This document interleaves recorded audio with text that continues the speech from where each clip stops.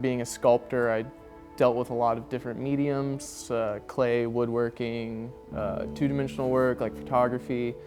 And there's just something about metalworking that it's so instantaneous, it's so permanent, you know.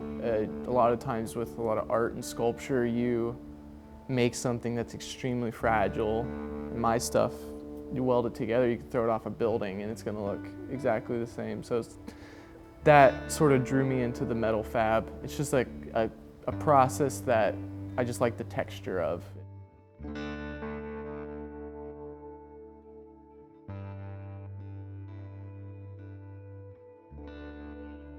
So I'm Adam Brock. My business is called 9 Hio, and we do fabrication of all different kinds, and some of my highlighted services is mobile cage servicing. I do all kinds of racing. I'd say my #1 business is drift cars and road racing cars. There seems to be a lot more, at least for every 3 drift cages I do, I maybe do 1 rally cage. I'm an artist by trade. I went to the Art Academy of Cincinnati, graduated in 2016. For a little bit there, I was working and living out of a warehouse space in Cincinnati, Ohio, and it's kind of funny. Each studio in the building, I guess you'd call it, had an identification number. And the building that I was in, or the studio I was in, happened to be 9H10. So we just referred to it as the 9 Hio shop. And then I moved shops, like several shops after that, and it just never changed. Something about the building a ship in a bottle aspect of a cage is just so satisfying. Yeah. You're always pushing yourself to be how tight can I fit this but still be able to weld, and it's such a painstaking process of getting the tubes bent properly and have everything fit exactly the way you want it, that you have a lot of pressure, your heart's kind of pumping when you're doing it, and then when you line it up and it's good and you tack it in and you know it's permanent, like that's it, like you don't have to worry about it anymore. You did it, you nailed it. And you do that 100 more times throughout the caging process. It's like, I feel like I got out of a rally car. You know, you're on a high. You're like, oh my God, I can't believe I just created this. Woo! Racing was always sort of my true passion, and it was a kind of a natural progression. The first thing I fell in love with race cars was like seeing a car with a roll cage. I remember seeing my first like race car at a SCCA rallycross and just being like, man, there's just something that possesses me about a roll cage. I don't know, it's my favorite aspect of any car. I've been doing metalwork for about 10 years now, but it wasn't until I wanted to build my own rally car that I attempted my first cage. And I think that was in 2016, so I guess it's been, you know, three years now, almost 4.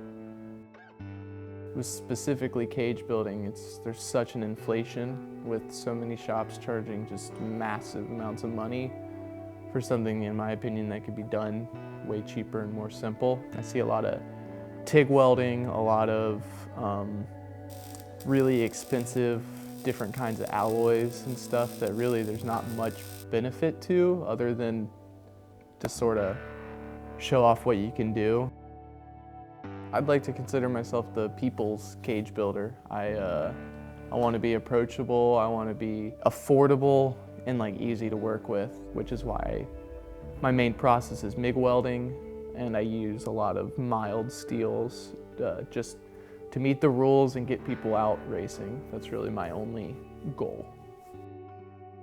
I definitely have an artistic approach. I'm a lot looser of a cage builder. I like to cut a bar oversized, line it up to where I need, make my marks, make my cuts, and then fit it in. Whereas a lot of people would cat out a cage with specific angles, measurements, so that you don't have to do any thinking. But what I found with that is you end up fudging the numbers because something doesn't line up anyway, so you end up taking an artistic approach anyway. So it comes naturally to me, and I think that's how I work so fast, is I'm just like get in a zone and I'm just creating. I'm not really, thinking too much about math and things that a lot of people probably think goes into a roll cage. Well, the mobile setup goes like way deeper for me than just cage building. There's one specific moment in my life that I think really clicked the whole, living a life based around just one thing. My thing happens to be rally, but this moment I was in California skating, and I wanted to just try surfing, and I was gonna go to a shop and rent a surfboard and just go try surfing. And this dude's like, have you ever surfed before? And I'm like, no. And he's like, you're gonna have a miserable time. Let me come out there with you and teach you. And so I spent the day with him surfing, and then went back to the shop, like their little shack, and hung out with those dudes for the rest of the day. They all have super simple jobs, just that are built around their ability to surf. That's all they want to be doing. They want to wake up, they surf, they make a little money, they surf, and then they go to bed. And like that's their life. For some reason, that little moment sitting with those surfers in California is like, wow, you really can just live your life based around just what you love and nothing else. I've always been obsessed with like the freedom that like van life can provide for you. And it seems like everyone that does the van life thing always has some sort of like digital nomadic quality of how they do it. They're working on a laptop and that's how they're able to do it. But that's not what my passion is. My passion is building cars and welding and creating, chassis for people. And so I tried to combine my two loves into one thing, and that's sort of how the mobile thing came about. It's so that I can live a simple life. I just want my rally car, I want my van, and I want to be able to create.